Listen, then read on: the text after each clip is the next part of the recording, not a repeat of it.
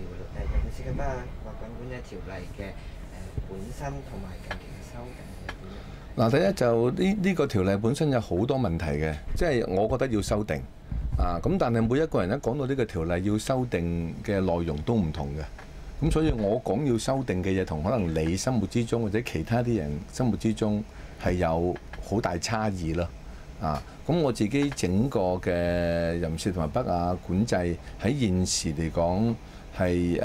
冇效力，同埋有好多方面係不足咯。咁所以我覺得整個條例係要全面檢討，同埋要作即係大幅嘅修訂咯。對於條例嘅本身，你會係三個牌嚟選擇？即係我贊成係要修訂啦，即係我贊成係要修訂啦，咁但係正如頭先我所講，你嘅修訂個內容係啲乜，見仁見智，同埋有好多唔同嘅睇法㗎嘛，咁基本上即係我覺得嗰個條例喺嗰個管制上，同埋喺所謂嘅檢控方面係好多方面不足咯。咁變咗有啲嘅報章或者某啲嘅雜誌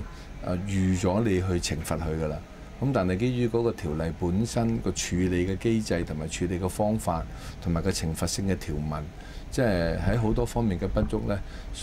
導致到某啲報章同有啲嘅出版機構根本肆無忌憚，之前當你嘅條例係呢個隱形或者係廢嘅咯，所以個條例本身係冇乜效力。